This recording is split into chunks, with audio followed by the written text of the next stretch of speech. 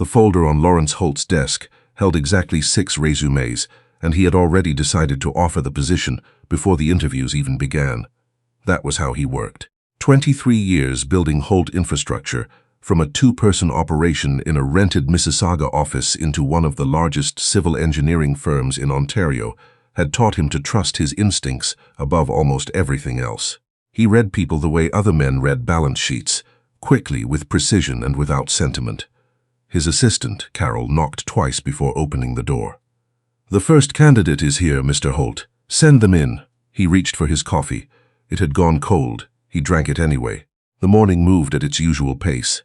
The first candidate spoke too quickly. The second had excellent credentials and no eye contact. The third arrived 7 minutes late and apologized twice in the same sentence.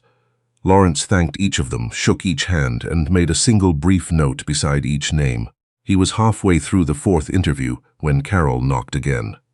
He raised a hand to the candidate, a pleasant woman named Deborah, who was explaining her project management experience, and said, "One moment." Carol stepped halfway into the room, and there was something careful in her expression. "I'm sorry to interrupt. There's a child outside. She says she's here for the interview." Lawrence set down his pen. "I beg your pardon, a girl, maybe 10, 11 years old. She has a folder." He looked at Carol for a long moment. Then he looked at Deborah, who had gone very still in her chair. "Would you excuse me for just a few minutes, Deborah?" The girl was sitting in the waiting area with her backpack on her lap, and both hands holding a manila envelope against her chest, as if she were afraid someone might try to take it from her. She was small for her age, with dark hair pulled into 2 uneven braids and a winter coat that was a size too large, the cuffs folded back twice to free her hands. Her boots were wet from the slush outside, and there was a small tear along the left shoulder seam of her coat. She looked up when Lawrence stepped out of his office, and she did not flinch or look away. That was the first thing he noticed. Most adults flinched, in one way or another, when Lawrence Holt looked directly at them. This child simply met his gaze and waited. "Hello," he said. "Hello," she said. "Are you the one doing the interviews?" He pulled Carol's chair out from behind the reception desk and sat down, because he did not want to stand over her. "I am. My name is Lawrence. What's yours?" "Rosie." She paused. "Rosie Callahan. And what brings you here today, Rosie?" She held out the manila envelope. "My mum was supposed to come." She wrote everything down, her experience and her references and everything. "I thought if you read it, you'd understand why she's the right person for the job." Lawrence did not take the envelope immediately. He said, "Where is your mother?" Rosie's hands tightened slightly on the envelope, just for a second. Then she relaxed them, deliberately, the way someone does when they've practiced staying calm. "She's at the hospital. She went in last night. She made me promise to come because she said she didn't want to lose the chance." She looked at the envelope again. "She worked really hard on this." He took the envelope then. He held it in both hands without opening it. "How did you get here?" he asked. "The bus. And then I walked from the stop on King Street." She said it simply, without drama, as though riding 2 buses alone across Hamilton and walking 4 blocks in February slush was simply a thing she had done, and now it was done. Lawrence Holt had interviewed hundreds of people. He had fired people and hired people and shaken hands over contracts worth 9 figures. He had sat across the table from city councillors and union reps and engineering partners who'd tried to deceive him, and he had remained, through all of it, fundamentally calm. He sat very still now, looking at this child, and felt something shift behind his sternum. He couldn't quite name it. He recognized it, distantly, the way you recognize a song you haven't heard in many years. "Can I ask what happened to your mother?" "Her back," Rosie said. "She hurt it last year at work. She was doing home care, helping an elderly lady, and the lady fell, and Mum tried to catch her, and something went wrong. She's been in a lot of pain. But she kept working because we needed the money. And then last night it got bad enough that she couldn't stand up, and Mrs. Ferreira from next door called the ambulance." She paused. "Mum cried in the ambulance because she said she was going to miss the interview. That's the part that upset her most." Lawrence looked down at the envelope in his hands. "What's your mother's name?" "Audrey Callahan." He opened the envelope. The resume inside was typed on plain white paper, single-spaced, neat and precise. Audrey Callahan. 15 years of administrative experience, fluent in French, proficient in the software systems Lawrence's firm used. Previous positions at a law office in Burlington, a dental practice, 2 years as office coordinator at a non-profit. References from each employer, all with phone numbers. At the bottom, in a font slightly smaller than the rest, a line that read, "Single parent. Reliable. I do not miss work." Lawrence read it twice. Rosie was watching him. She had stopped gripping her backpack and was now sitting with her hands folded in her lap, very straight, the way children sit when they're trying to seem older. "Did your mum know you were going to come?" he asked. "She asked me to." Rosie's chin lifted slightly. She said, "Rosie, take the folder to that address and give it to whoever is in charge and ask them to please read it." "So that's what I'm doing. Does she know you came alone?" "She knows. I'm 11. I take the bus by myself sometimes." A pause. "Mum says I'm very responsible." There was something almost defiant in the way she said it. Not rudeness, but a kind of compressed dignity, the dignity of someone who has been underestimated enough times to have developed armor against it. Lawrence set the resume down on Carol's desk with care. He said, "I'm going to finish the interviews I have today, and then I want to visit your mother at the hospital, if that would be all right." Rosie stared at him. It was the first time since she'd sat down that she looked uncertain. "Why?" "Because I'd like to meet her." "She's in the hospital. She might not look. She might not be." Rosie stopped. She looked at the window. Outside, a streetcar moved through the gray afternoon. "She'd want to look nice," she said quietly. "For a job interview." "I'm not going as an interviewer," Lawrence said. He wasn't entirely sure, in that moment, what he was going as. He only knew that he was going, just as a person, to say hello. Rosie looked at him for a long time with those steady dark eyes. Then she said, "Okay, I'll tell her." He had Carol call her a cab back to the hospital. He watched from the window as the girl climbed in, small, backpack on, envelope gone, given to him, her job complete, and he thought about what it cost to be 11 years old and carry that kind of errand across a city in February for your mother, without complaint. He went back to finish the interviews. But when Deborah extended her hand at the end of theirs and said, "I think that went well," Lawrence only nodded, and his mind was somewhere else entirely. Hamilton General was 20 minutes from his office. He arrived at 4:30, when the afternoon light was already thinning toward winter dark. A nurse at the desk directed him to the second floor, room 214. He knocked. "Come in." The voice was strained but clear. Audrey Callahan was propped up against 2 pillows with a heating pad across her lower back and an IV line in her left arm.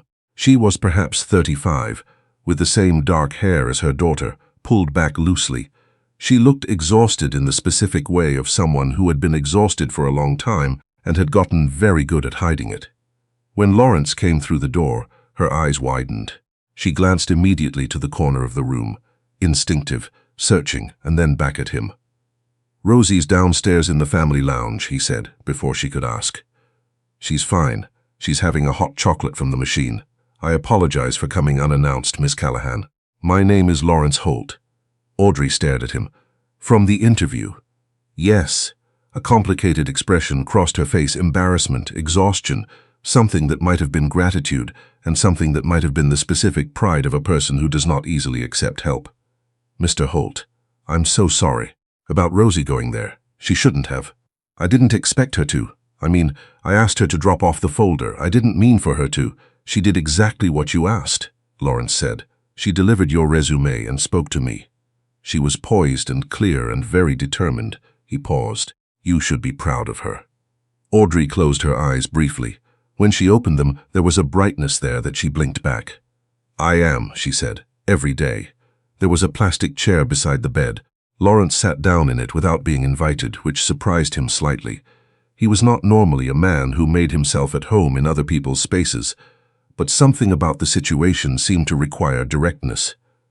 "Can you tell me what the doctors are saying?" she told him. L4, L5 disc herniation, severely aggravated. She'd been managing it with over-the-counter medication and willpower for nearly 7 months, which the doctor had told her firmly, and with visible frustration was not a treatment plan. She needed rest, physiotherapy, and possibly a minor procedure. She would need to be off her feet for at minimum 2 weeks, likely 4. "And Rosie?" Lawrence asked. "My neighbor, Mrs. Ferreira, she's been wonderful. She's staying with Rosie tonight, and I have a sister in Kitchener. She might be able to come for the weekend. Audrey looked at the ceiling. I've been trying to figure out logistics all afternoon. The shift manager at the cafe where I work the morning shift, they'll find someone else, I know they will. It's just I had savings for about 6 days. And the hospital is. She stopped herself. I'm sorry. You don't need to hear all this. I don't mind, Lawrence said. She looked at him the way adults look when they don't quite believe someone's kindness.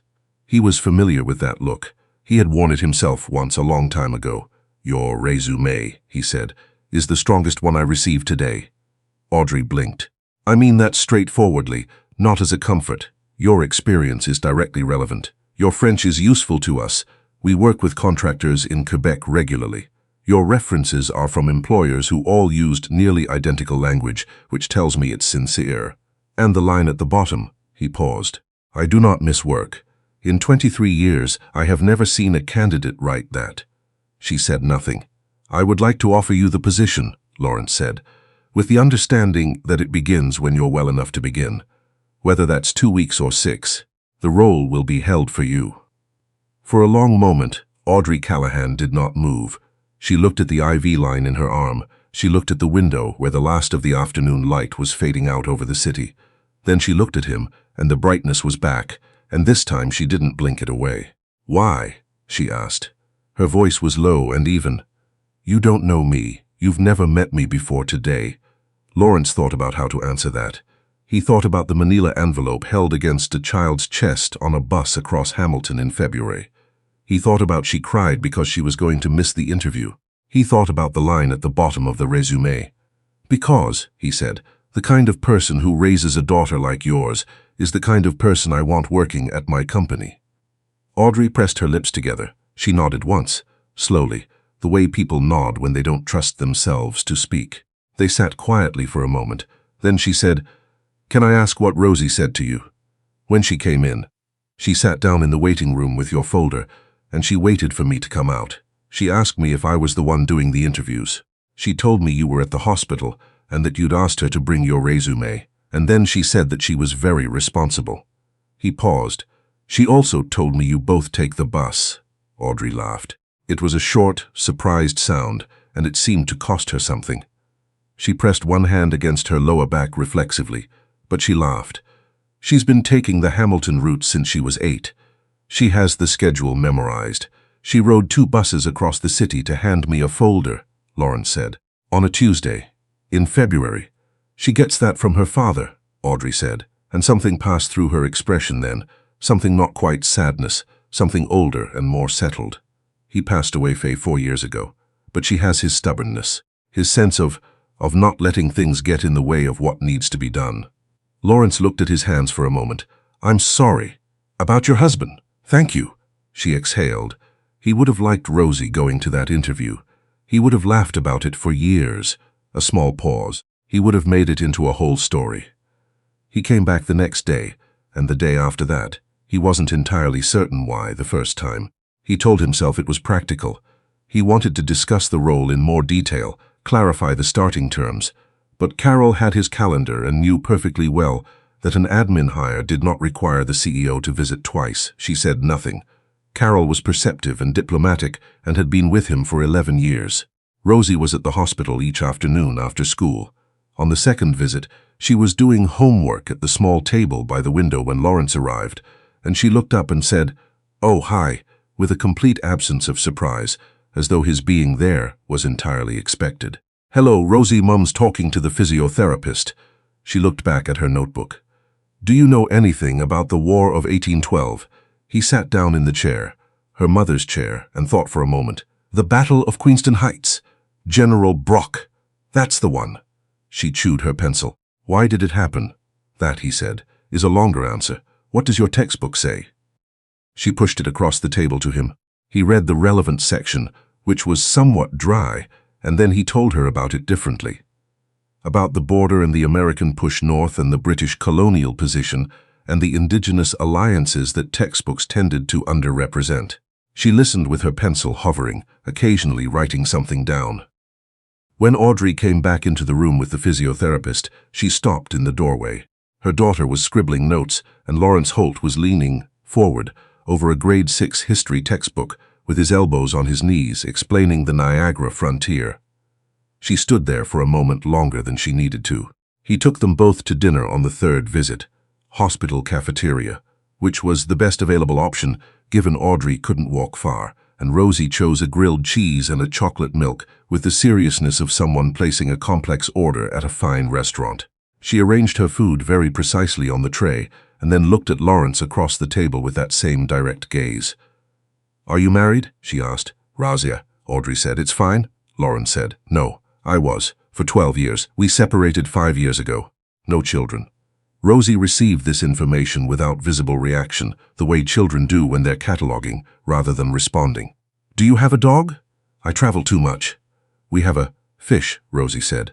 "His name is Gerald. Mrs. Ferreira is feeding him." She picked up her grilled cheese. "Gerald is not interesting company, but he's easy."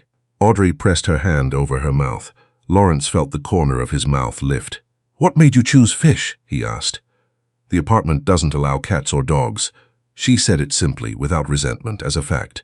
"So we got Gerald. Mum lets me change his water on Saturdays." These were the pieces of a life, Lawrence thought, assembled with what was available. A fish named Gerald, a bus schedule memorized, a résumé with a single defiant line at the bottom.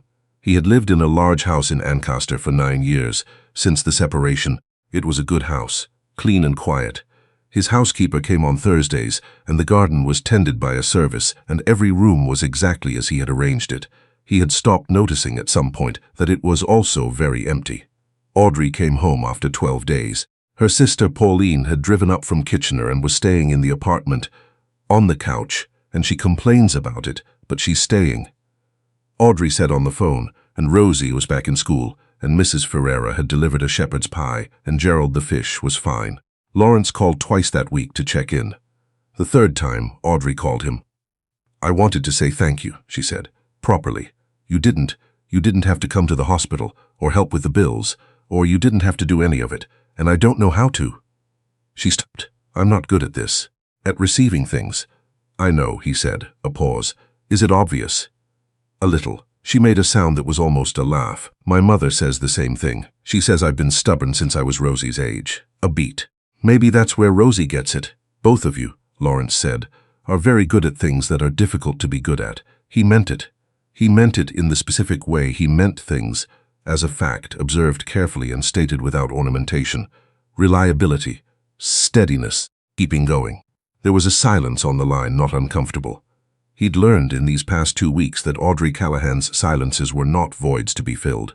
She was simply thinking, processing. She didn't speak until she had something to say. "I start in 3 weeks," she said eventually. "Yes, I'm nervous." "That," he said, "is understandable. You'll be fine." "How do you know?" "Because your daughter rode a city bus across Hamilton in February and sat in my waiting room holding your folder and did not flinch when I looked at her." He paused. "Character is not accidental, Audrey. Children don't get that way on their own." Another silence. "Lawrence," she said, and it was the first time she'd used his name without the honorific, and something about it landed differently. "Will you come for dinner sometime? When I'm back on my feet. Just as a person, not as my employer." He looked out the window of his Ancaster house. The garden was gray and bare in the February cold, the oaks stripped back, the whole yard waiting for something. "Yes," he said. "I'd like that." He came on a Saturday 6 weeks later, with a bottle of wine he'd chosen carefully, and a book about Canadian military history he'd found at a shop on James Street North, because he'd remembered a grade 6 homework assignment about the War of 1812. Rosie opened the door before he'd knocked twice. She was wearing a sweater with a small owl on it and had paint on her left hand, dried orange, and she looked at the book under his arm and said, "Is that for me?" "It is." She took it and examined the cover with the seriousness of a scholar. "Does it have Queenston Heights?" "It has a full chapter." She looked up. "Come in. Mum's in the kitchen. Gerald is in the living room if you want to see him." Gerald was a small orange fish in a round bowl on the windowsill, and he moved through the water with calm deliberateness, entirely unbothered. Lawrence stood there for a moment, looking at the fish, and then at the apartment, small, clean, warm, with drawings on the fridge, and Rosie's school photos on a shelf, and a plant that needed water on the windowsill beside Gerald. The smell of something good cooking came from the kitchen. Through the wall, Audrey was humming something low and tuneless. He set his wine on the counter and thought that he could not remember the last time a place had felt like this to him. Not grand, not quiet, but inhabited, full of the particular warmth of people who belong somewhere together. Rosie appeared in the hallway with the book open to the Queenston Heights chapter. "It says Brock died on the battlefield," she said. "Did he know he was going to die?" "No one knows that," Lawrence said, but he kept moving forward anyway. Rosie considered this. "That's brave." "Yes," he said.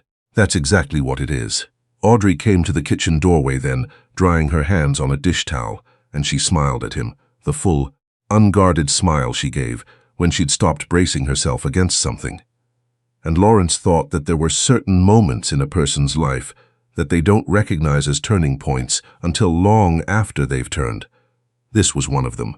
He stayed for dinner. He stayed until Rosie fell asleep on the couch with the history book open on her chest. He and Audrey sat across the small kitchen table with the wine and talked about nothing important.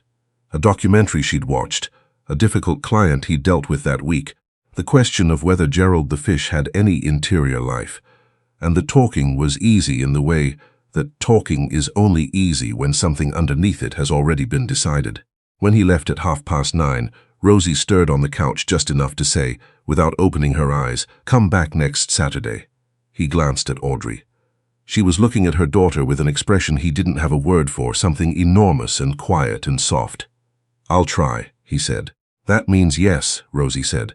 She pulled the history book tighter against her chest. "Mum says that too." He drove home through the February night, the highway lights sliding past, and he thought about a girl in a too large coat sitting in a waiting room with a folder held against her chest and a fish named Gerald, and a chapter about a man who kept moving forward anyway.